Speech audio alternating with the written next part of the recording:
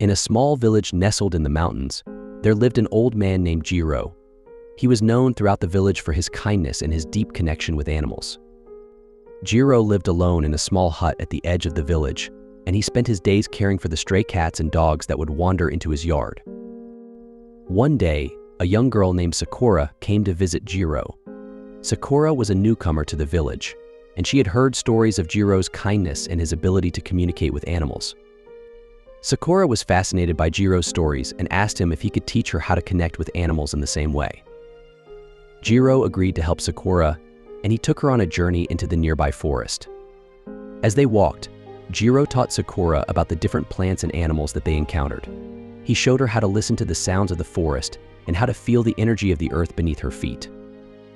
As they reached a small clearing, Jiro told Sakura to sit down and close her eyes. He told her to focus on her breath and to open her heart to the animals around her. At first, Sakura didn't feel anything, but then she heard a soft meowing sound. She opened her eyes and saw a small, scrawny cat hiding behind a bush. Sakura was afraid of the cat at first, but Jiro encouraged her to approach it slowly and with kindness. Sakura did as she was told, and she was amazed when the cat allowed her to pet it. Over the next few days, Jiro continued to teach Sakura about the spiritual world and the power of kindness. He showed her how to connect with the spirits of the forest and how to communicate with the animals that lived there.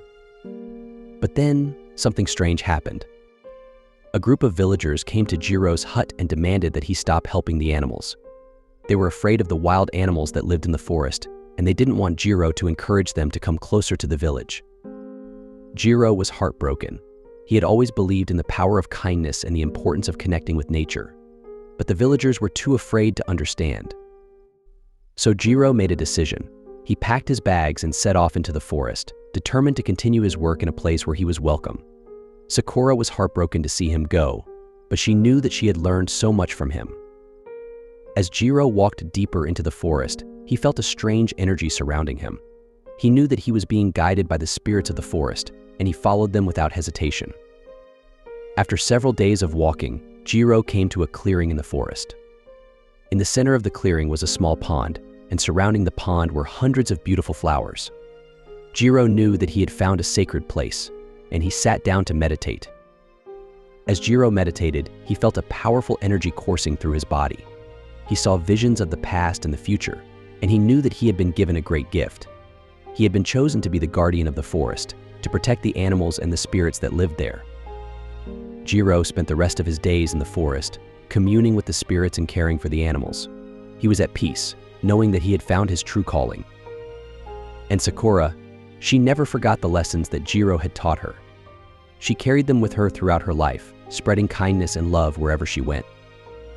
For Jiro and Sakura, the spiritual world was a place of beauty and wonder, a place where kindness and compassion ruled supreme. They knew that the spiritual world was not something that could be seen or touched, but something that could be felt in the heart.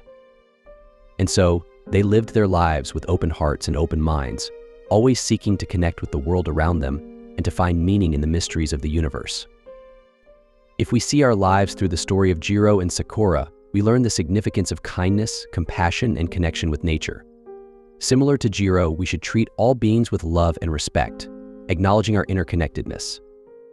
Like Sakura, we should remain open to learning from wise mentors. When faced with challenges, we should stay true to our values, even if it means forging a new path. Ultimately, by embracing kindness, compassion, and our connection with nature, we can find fulfillment and purpose in our lives. This is Story Spotlight. Thank you for watching. God bless you.